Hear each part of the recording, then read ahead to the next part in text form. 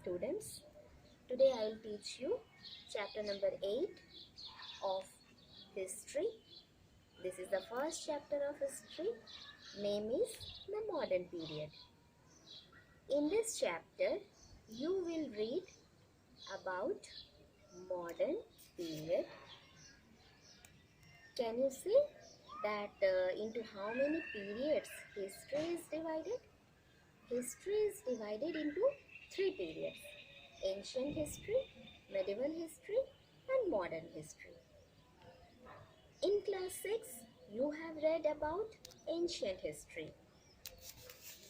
Do you remember? Period of Harsha, Mauryan period, Gupta period, Indus Valley civilization, and so many civilization.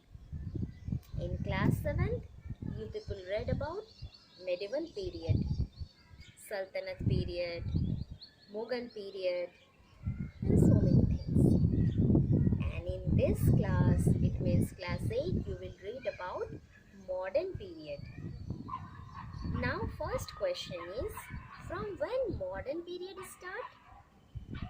Three answer of this question, you can remember any one of them. You can write any one answer and it will be correct. That modern period started in 18th century, or modern period started after 1707, after the death of Aurangzeb. Do you know who is Aurangzeb? He was the last Mughal emperor. So we will read about modern period, and this chapter is the summary of all the chapters which are included in class 8.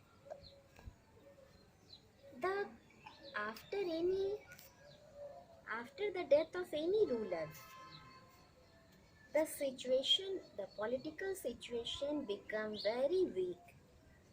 It means there was no political instability, and other forces, other emperor tried to took advantage of the situation and capture the existing country. Same thing happened here. After the death of Aurangzeb, the central authority became weak.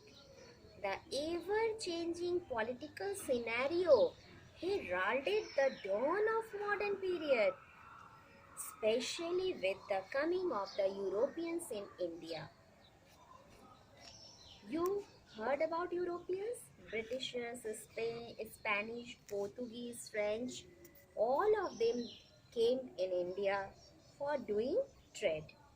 East India Company established their trading center, East India Company. In the same way, French also established their French East India Company.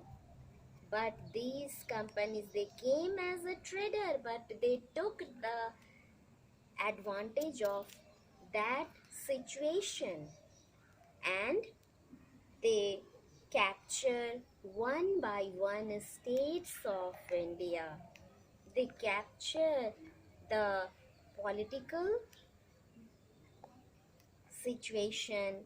They took advantage of the political instability and they took control over large part of India. And in 1858, the power went into the hands of British Crown. Here, I end this in one sentence, that they capture one by one state. They took the advantageous position and took control over the large part of India. Then in 1858, the power went into the hands of British Crown. So here, this is not this is a very large story. In next chapter, in the chapter the Sepoy Mutiny, First War of Indian Independence, you will read that how in 1858 the power went into the hand of British Crown. The 19th century witnessed various measures adopted by East India Company to extend and consolidate the control over India. What were the measures? So many measures. They they first of all, by the help of divide and rule policy, by the help of introducing so many reforms, so many acts, so they adopted different measures to capture one by one states of India, took over the control of India. Lord Dalhousie, by the help of his cruel policy, doctrine of lapse. What was this policy? By the help of this policy, if a ruler, Indian ruler, died without a natural heir, his estate was annexed by the Britishers. In this way, he captured a lot of states. Lord Wellesley, his policy, subsidiary alliance, by the help of this policy, he captured so many states of India. So these were the methods adopted by them too, and conspiracy and so many things they adopted. They controlled over India. And 19th century witnessed so many measures that, like introduction of railways, postal service, passing different acts. The revolt of 1857 was a major event, but the colonial power suppressed it ruthlessly. In 19th century, the establishment of National Congress in Indian National Congress in 1885.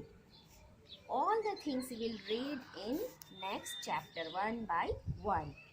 And do you know what were the major events of 20th century? Partition of Bengal.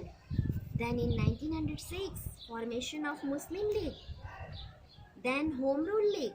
This league was Home Rule League was passed by two people, by Sarojini Naidu in 1916 in Madras, and in 1900 and by Tilak, Bal Gangadhar Tilak in Maharashtra.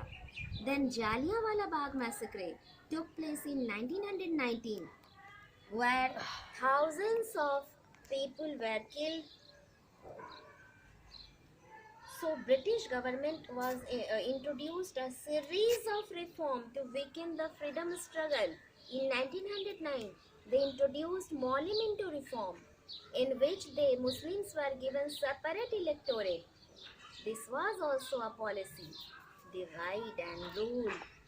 Then in 1919, Montagu-Chelmsford reform. Then in 1935, Government of India Act. So in this way, they passed so many reforms, so many acts like Gilbert Bill, Arms Bill, etc. Now I am concluding this page here. In next video, you will see the next part of this chapter. Thank you.